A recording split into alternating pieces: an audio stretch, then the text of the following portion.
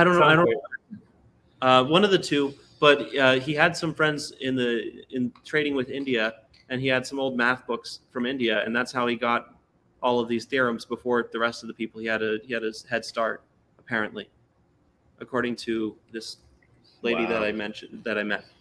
Really, eh? So it's out there. It's been around for a while, possibly.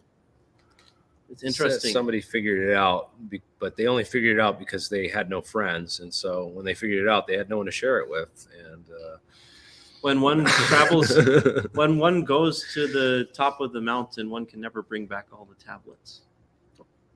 Yeah, right? Man. Yeah, right. Well, I feel you on that. Yep. Sum of digits, someone said. Maybe let's search that. Sum of digits. All right. Well, it was right in the thing, man. They had it there, yeah. It was called Pingala. Sum of the digits. Post-Vedic Pascal's triangle binomial coefficients. They got some fun stuff. Yeah, wow. Binomial. I didn't know Pascal's triangle was that old. And right, and it's just like the Masonic magical squares, right? Like Dallas triangle. John Searle was huge into that too. These numbered systems, complex, highly dynamic, different, ancient, understood mathematical systems that seem to be coding of the universal geometry and structure in a lot of cases. We will see. There's a lot we don't know still. Yeah, math is awesome. Definitely. Thank you, Mr. Rion. You're a cool friend too. Let's see. Right? It's a cool community. It's sharing of ideas, minds, and open sourcing that technology. And we'll have to do, if you guys are about to wrap it up, we'll have to do another follow-up stream here. Mike included there with these metamaterials and a lot of what you've been talking about. It sounds very similar to different things I've produced in my electrolysis experiments and whatnot. These different compounds of the nanomaterials, the monoatomic, diatomic, triatomic potential plasma state or superconductive or even quantum matter that it could be in this powdered tiny state, right? The very building blocks, essentially. And red state. If you get us some of that, we'll put it under SEM and see. Yeah, I can't wait to look at some of your chemistry experiments. Okay. Well, you should, in the private chat, post this mailing address for you guys, because I actually have been putting together a whole bunch of samples to ship out. So if you have more than a gram or so, we can also do differential scanning calorimetry, which is a useful technique for identifying materials. Like if it's a carbonate material. Like I once formed this. So I was trying to make bismuth reactive ink. That's something that's a liquid, and then you heat it up, and it turns into metallic bismuth. But I mixed it with water that I thought was DI water, but it had CO2 dissolved in it, because normal DI water will dissolve CO2 from the air. So we dripped all this bismuth salt into the thing, and it all precipitated out real fast. And we realized that we had synthesized bismuth carbonate somehow, and that's a white powder.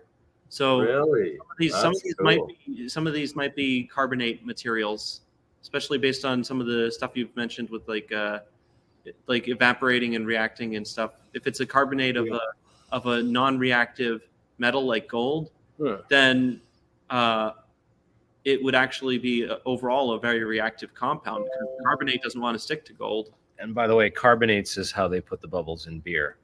But in any case, I got Skeptic Magazine. Michael Shermer agreed to a debate with me on Brett Weinstein's channel. I'm thinking that might go down on Monday if Shermer did that. And I don't know, they'll be posted sometime next week. Remember, if you trust the science, you also have to trust the sociology, and you have to understand that people are fallible and that scientists can be corrupted because they're people too. Right. Real science is repeatable technology, or just repeatable actions and results, really. Well, I mean, most of the, at least a lot of the people I've seen who are overly skeptical these days do so in a very specific way that kind of poo-poos all those people who don't believe in certain things that the establishment says are real. But yeah, we're gonna have a lot to talk about, me and Shermer, on this podcast. I don't even know if we'll have time to get into everything, man. Oh, probably not. But definitely gonna start. Yeah, keep it focused. Keep it on the most provable stuff. Yeah, And yeah, I mean, it's not necessarily aliens that they're seeing with the Tic-Tac stuff. It could be plasma effects, like the Project Bluebeam stuff and the stuff they're testing out on what's that, Katarina Island or something, or Catalina Island and the SoCal range. Oh, and, all that electronic warfare technology, the ECCMs, or electronic countermeasures. That's a huge thing. You know, that's a lot easier to do than warp drive. So likely to be a lot more of what's going on than warp drive. But I'm sure there's also warp drives out there. Yeah, warp drives. It's a lot easier to fake it than make it. Oh yeah. But yeah, we got to worry about that because, man, they got some technologies that the public doesn't know about. You know, people have talked about these types of things that they could do with that. Just imagine what they could do with Mohammed in the sky over Iraq and appearing through the clouds. Right, and Gabriel. All fake kinds religious experiment or prophecies and stuff, and alien invasion. That would be the great way to enact a world government and bring your new world order into fruition is through that kind of a thing. But irregardless, we keep on with the technologies, exploring some of these guys. Malcolm Bendall was interviewed on Joe Rogan, and Joe Rogan never released the interview. Weird. So that's strange. He talks about it. He shows the pictures that he went out there and did the interview with Rogan, but Rogan never posted it. So this guy. Yeah, I don't know. So I don't know what's up with Malcolm Bendall, because he did the $30 paywall to get behind Steve's thing to look at what he presented down at Tesla Tech last. Which was an open conference, right? No, it's a paid conference. Oh, okay. It's a paid conference, so it's okay. I can understand. Steve, he's got to pay for the conference and make the money, and he had to book the guest and probably buy Malcolm's ticket to go fly there. I mean, Vortex Math just is not that interesting, I think. I haven't found much in the whole Marco and stuff. What have you found? Man. Just how it correlates with the torus and the donut, and also the three-phase electrical or electromagnetics.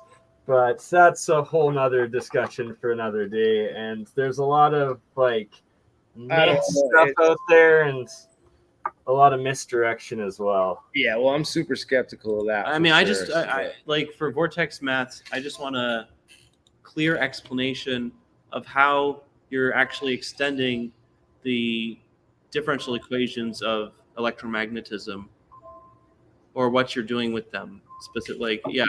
And no one ever gives me a clear answer in terms of we'll have to get Roy from Vinny St. Vincent channel, who's recreated Edley Scallan's flywheel.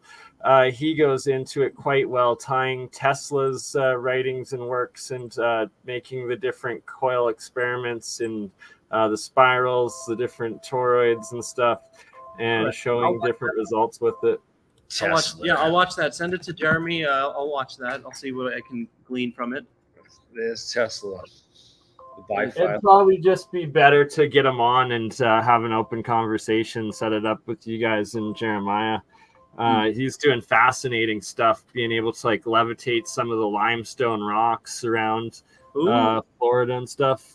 Roy from Vinny St. Vincent channel. And he's got a huge garage lab where he's recreated the 24 horseshoe magnet flywheel, then connected them up to a whole bunch of different Tesla coils, bifilar coils, and yeah, it's quite fascinating stuff that he does. Well, I mean, the simpler the design, the more evident the underlying mechanism. That's the thing. So that's what I'm hoping to. But I would love to get back in touch with Jeremiah and see what he's up to these days. I'm sure it's fascinating. Yeah, you got Absolutely. I mean, Ben if you're free tomorrow, we might do a real science stream. Oh, I might not be free tomorrow. I'm heading down to my parents' house, and they have a they're pet sitting my brother's friend's pet fennec fox. It's adorable. It's the most adorable thing I've ever seen. I feel you, right? Pets are part of the family, and they warm the heart. Also, before you guys go, Jeremy, if you're available September 8th in I guess it'd be right around noon your time, I've got a huge interview with Dutch Sense and Eric Hecker together, which would be awesome for you to also participate in, as it's going to be quite technical. Yeah, maybe I'll join in for that. Yeah, this is his coil, man. It looks like one of those Chinese paper lantern things or something. It's just like a weird, kind of overlap. Oh, whose is this one? This is Malcolm Bendall's coil that he brought to Tesla Tech. He was showing off. It's very nicely That's constructed. pretty dope. Yeah, it looks cool, but what does it actually do? Yeah, we could shoot wormholes through that thing. I mean, what are we doing? Opening up. Like, portals, are we forcing some precession of magnetic fields? Usually, magnets will levitate and rotate in the center of these coils, and then I've heard that if you have, do you have AC? Do you have AC for that, or is that just in a DC applied field thing? I believe, actually, it's AC that goes through my life coils that I was given, and they do it only at 36 hertz, but they'll spin and levitate the magnet a little bit, but they don't work nearly as well as the different Rodin coils. And I believe he got the mathematics, the geometry of it wrong. He used 16 points instead of 12, or sorry, used 14 points instead of 12 or 16 that I believe are better, as does Jeremiah. And I guess I gotta run, but I'll chat with you. Yeah, you know what? I'll go sure. on. Maybe I'll have the fennec fox at home, and I'll have it on my shoulder or something. Or even at the end of the next APEC in the open discussions, I'll have some things set up, and we can aim for then too if you're busy tomorrow. Yeah, it's a shame we didn't get to connect with Bendall. Maybe I'll be available though. That's what I'm saying. Okay, cool. I'll try to make myself available. Send me a link. Okay, you gotta jump on the live stream with that fox, man. That would just be like a good show off. Maybe, yeah. That'd be awesome. That's pretty cool. All right, guys. Well, everyone in the audience, thanks for watching. This is, that's pretty much it for what I wanted to cover and talk about tonight. There's lots of interesting things going on. I'm really looking forward to Glow Up dropping that paper, and whatever results we can come up with here at the lab, and hopefully, if anyone out there has some really cool samples of stuff that looks more alien than these samples we've gotten so far, please. My email's in the bottom link, the AlienScientist@gmail.com. Please reach out. And we're always looking for cool things to test, lab equipment. If you have, we're in the Massachusetts area here up in New England. So anyone in the New England area that has, say I got some lab equipment, I got this, any kind of stuff like that. And please get in touch and donate. Yeah, thank you for watching. And One more thing. Oh yeah, one more thing. I almost forgot. Our company's launching some products. We'll be producing graphitic carbon nitride. I mean, this is just a mock-up, but we have these graphitic carbon nitride. We're gonna have silver ink eventually. And we got silver nanoparticles too. I got some here. Like, yeah, we'll be making silver nanoparticles, using them to make silver ink, and trying to get some of these other things developed into usable products that we can sell on the market. We're going to start putting a store together. It'll be available on sanrel.com, the website. People want to go on the website, Sanrel, and check that out. We can... if anyone wants something like a little cool desk toy, the bismuth nanoparticles, the bismuth nanoparticles glow under laser light. A very beautiful. This is like a purple laser, but it fluoresces the UV turquoise. laser. Yeah. So we're gonna get some Really?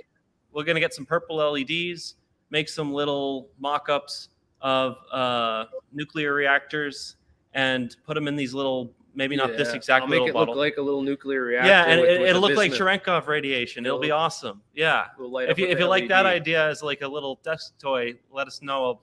That's dope. make that. Absolutely. Yeah. Yeah, a little I'm sure you'll sell a few. desk toy. And Like I a got to little- send you guys some samples of my red state matter, the white state, the purple state gold and silver I've been creating, and purple zinc I've been creating, and of course the clear aluminum, clear copper jelly substances that I've also been creating. That might be a mixture of aluminum chloride and aluminum hydroxide, but I'm excited to take a look. Yeah. Yeah. Right? Awesome. And it's like it all just comes out of regular salt water, that like distilled salt water, and the pure metals off the anode side. All right. Cool.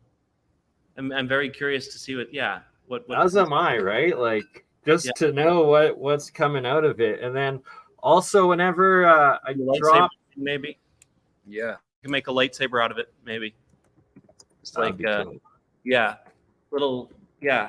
that'd be perfect. And I also I've got some small samples of the yellow state matter that when I disconnect the positive and create a double negative into the reaction, it starts producing pure yellow off of the anodes, which I find fascinating. And if you capture it in the moment, it will stay yellow. Otherwise, it will just turn back to the blue oxidized materials over time.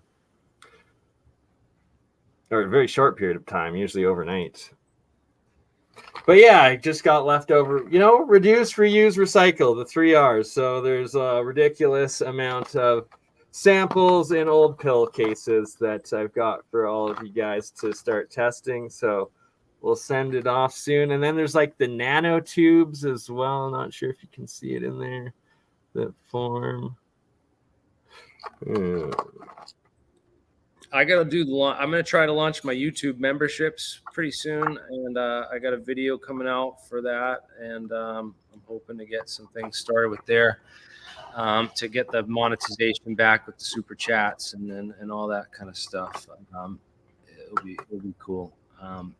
For sure, because like we stress, all of this is funded by us and funded by all of you viewers. We are crowdsourced solely. That's why we're able to make it open source and keep the knowledge free. But we do need support from all of you lovely souls out there to make this advance to the next level. Yeah, that would be cool, and it will also help with the YouTube algorithms if we're monetized and making money for YouTube as well. They like to promote people that make them money versus the people that don't. So, last words for the stream: Cherenkov radiation desk toy. Scare all your nuclear physicist friends. Yeah, that would be great. Talking point. Good little table conversation piece. All right, thank you guys for watching. Awesome stream, and we'll open this up to this live chat in the back. But after memberships open, these things will only be open to the members. So thank you all, and have a great day. I'm going to end that right here. I'm going to end it on your channel as well. Absolutely, brother. For sure. Thanks for having me on, and thanks for letting me restream. Great information today. Right on. All right, thank you guys. Thanks for watching. Till next time.